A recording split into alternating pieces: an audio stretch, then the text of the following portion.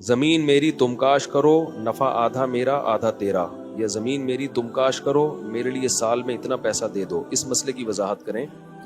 Doctor اسرار احمد نے کہا کہ حرام مطلق ہے، گاؤں دیہاتوں میں تو سب اسی طرح زمین دیتے ہیں۔ ڈاکٹر اسرار احمد بہت اچھے بڑے اسلامک اسکالر تھے، لیکن یہ مسئلے میں بہت بڑی غلطی کی ہے۔ صحابہ سے اس کا جواز ملتا ہے، حدیثوں سے بھی اس کا جواز ملتا ہے۔ انہوں نے اس کو سود کہا ہے، سود کا اس سے کوئی لینا دینا نہیں۔ بھائی زمین آپ کی، آپ کرائے پہ دے دیں اگلے کو، تو اس میں کرائے پر اجارہ تو شرعاً سب کے نزدیک جائز ہے، اس کے ناجائز ہونے کی کوئی دلیل نہیں ہے۔ اسی طرح صحابہ کے دور میں مزارعات کا رواج تھا کہ جس کی زمین ہے اس کو اپنے کسان کو دے دی، اور کسان کو یہ کہا کہ بھائی تو محنت کر، جو پیداوار ہوگی اتنے پرسنٹ میری، اتنے پرسنٹ تیری۔ اب اس پہ بعض لوگوں کو اشکال ہوتا ہے کہ زمیندار تو بیٹھ کے کھا رہا ہے۔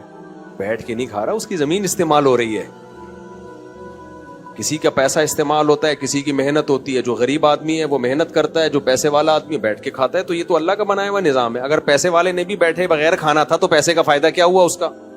کیا خیال ہے بھائی؟ آدمی پیسہ کماتا ہے، دیکھو ہم کتنے لوگوں کو جانتے ہیں ساری زندگی محنت کر کے پیسہ کمایا، دکانیں بنائی، اب کہیں گے یار ہم نے بڑی محنت کر لی، اب ہم دکانیں کرائے پہ دے کے بیٹھ کے کھائیں گے۔ تو یہاں بھی اشکال ہوگا، یار تم دکان دے دی، اگلا دکان سے بزنس کر رہا ہے، محنت وہ کر رہا ہے، شٹر وہ بند کر رہا ہے، تالا وہ ڈال رہا ہے، ساری چیزوں کی حفاظت وہ کر رہا ہے، تم یہاں بیٹھ کے کھا رہے ہو، تو اس کو سود کہا جا سکتا ہے؟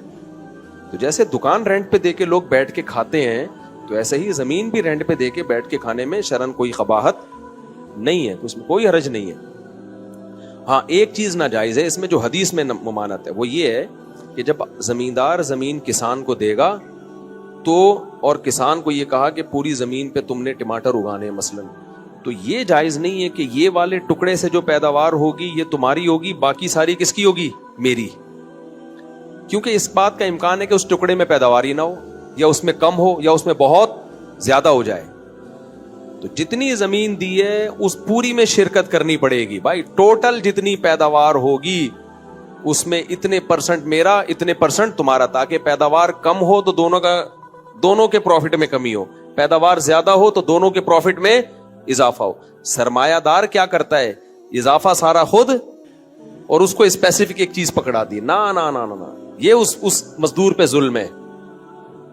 بھائی اگر پیداوار زیادہ ہوگی تو اس کا حصہ بھی زیادہ ہو جائے گا، پیداوار کم ہوگی تو اس کا حصہ اگر کم ہوگا تو تمہارا حصہ بھی کم ہو جائے گا۔ جیسے مشارکت اور مضاربت میں ہوتا ہے، آپ نے پیسہ لگایا تو نفع نقصان پہ ہوتا ہے، بھائی پروفٹ بڑھے گا تو اس کا بھی مارجن آف پروفٹ بڑھ جائے گا، تو پرسنٹیج کے حساب سے یہی فائدہ ہوتا ہے۔ تو زمین مزارعات پہ دینا بھی جائز ہے، یعنی کہ ایک کی زمین ہو اور دوسرے کی محنت ہو، اور پیداوار کو وہ لوگ پرسنٹیج کے حساب سے شرکت کر لیں۔ اور کرائے پہ دینا بھی شرعاً جائز ہے کہ آپ نے زمین دے دی، بھائی مجھے کرایہ چاہیے اس کا، جیسے مکان کرائے پہ دیتے ہو آپ،